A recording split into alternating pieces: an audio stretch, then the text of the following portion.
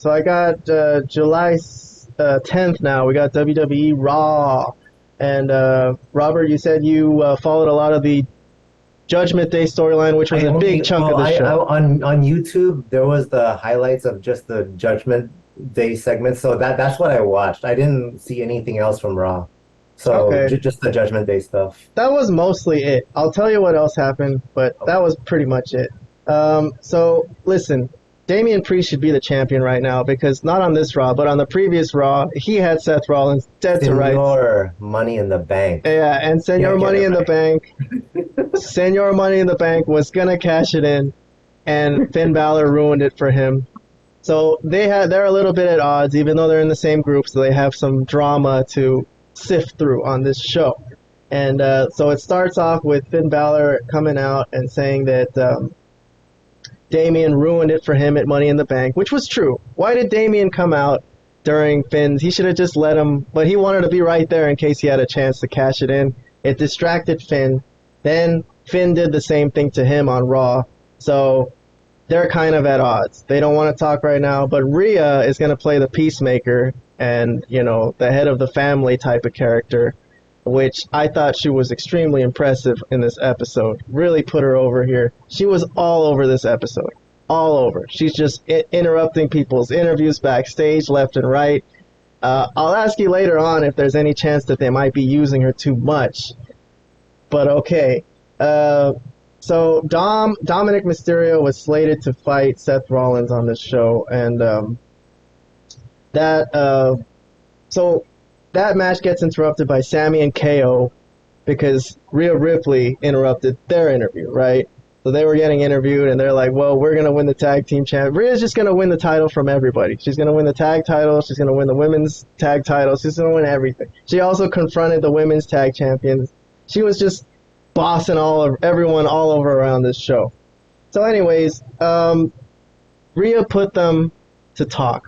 She put Finn and Damien to talk and air out their problems, and they figured it out, right? They figured it out. They said that Finn is going to be the guy to get the first shot, and I guess Damien's going to go after him, which is weird because, okay, what if Finn wins? Then is Damien just going to sit on his briefcase for the rest of the time?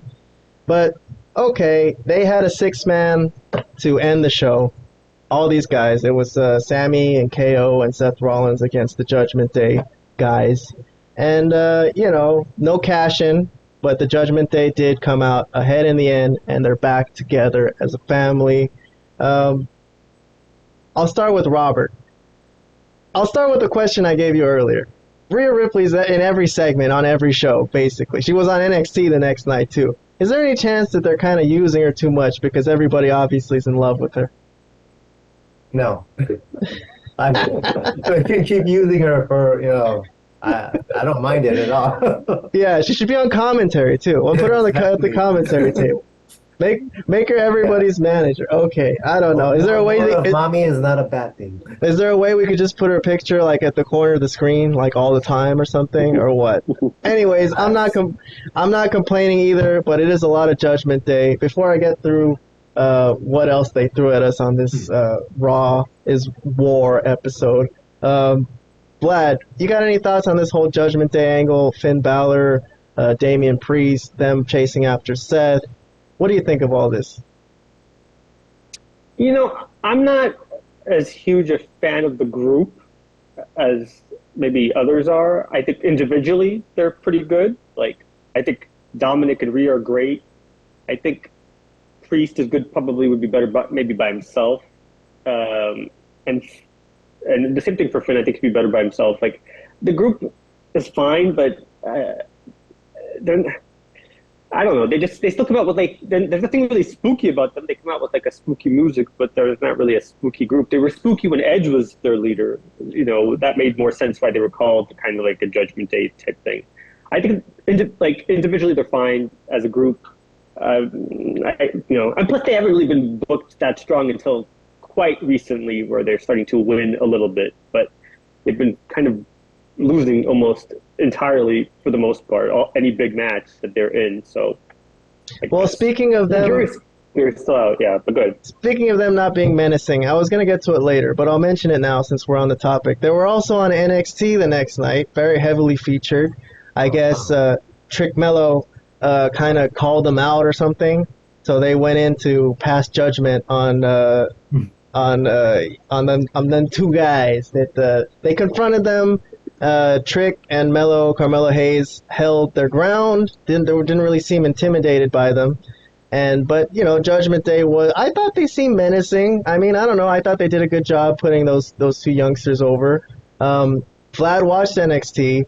I think he wasn't impressed by it. He watched first time he's watched NXT in a long. Even though they had a heavily Judgment Day featured on the show, you didn't think it was a good episode, huh? So you're not gonna watch and you're not gonna continue watching NXT. You say there was one good thing to watch from it, the whole show. I would say that was the Ilya Dragunov and Braun Breaker match, which was really, really good. That was a great match.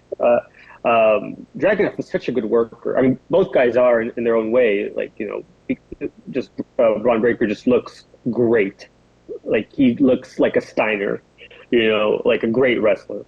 But you said there's too much silliness on the show. What about Raw? Raw had a lot of silliness on the show too. What about that segment with Robert didn't see it, but they had a segment where Maxine Dupree graduates from the Alpha Academy, and they had 20 minutes where they offered her a diploma and everything. And they were, come on. I mean, that was an NXT segment pretty much. Haven't I said that Raw is one of the worst wrestling shows in all of wrestling possibly? I mean, Raw is terrible. It's a 3-hour I don't want to say clusterfuck, but it kind of is a little bit, It's not a clusterfuck. It's organized. It's just a little slow and boring. It's too long. It's really long. 3 hours is too much. It's long. It is too much. A lot of fluff, a lot of filler, like that segment I mentioned. But my point is, Vlad, in wrestling in general, there's a lot of bad stuff, and we have to sift through a lot of bad stuff to get to the good stuff. And there is some good stuff on NXT. I don't see... But there wasn't enough good stuff for me to come back. I think I would watch if I knew that there would be another... I might keep an eye on Braun Breaker or maybe Ilya, or I don't really like their champion that much. What is that, Carmelo Hayes? He doesn't really appeal to me. He just looks like another guy. I don't understand why Breaker's just not dominating that whole division. What? Who's Carmelo Hayes? Listen, before I move on to the rest of Raw, like a regular guy. But that's it. Listen, Vlad, sorry to interrupt you. Before I move on to the rest of Raw, let me just get Robert's opinion about what you just said.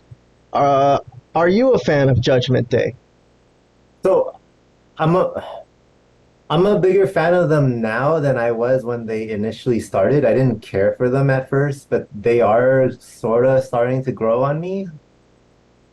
I mean, they're interesting now, I guess. But they're not NWO level when. Sure. I mean, look, I like everybody in this group. Like Vlad said, individually, they're all good. I think.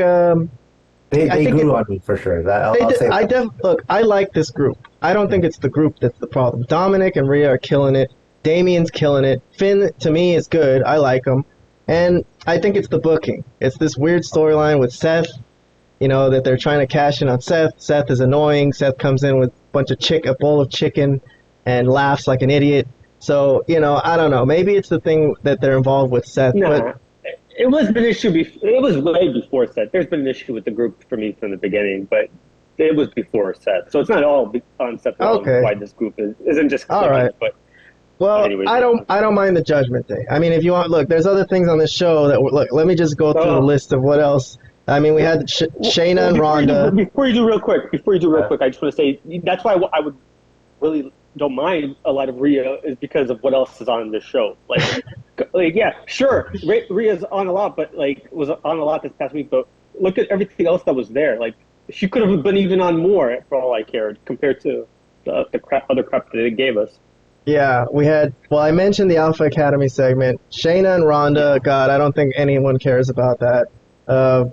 Riddle and Drew McIntyre are involved with Imperium. God, not really into that either. Zoe and Trish against Becky. I don't know. Okay. It's okay, but I'm not. It's not too hot for me either. And then we had the Miz and Ciampa. which they had a really crazy hardcore match. But also, I don't know. That's all I got to say about Raw. I don't know. I don't even want to give it a grade. I think it was okay. It was like not bad, not great. Yeah, this was it was bad. It was bad. I'd probably give it like what I usually give like a Dynamite episode, somewhere between like a C minus or. I'll give it a C. I'll give it a C. I think it's a yeah, somewhere between a C and a D. Oh, and Cody had a big, long, dramatic promo too. I don't know if you saw that one, Robert. No. But anyways, let me move on. We got the last show to talk about. Let's run through this real quick because Robert's getting tired. I could see him yawning.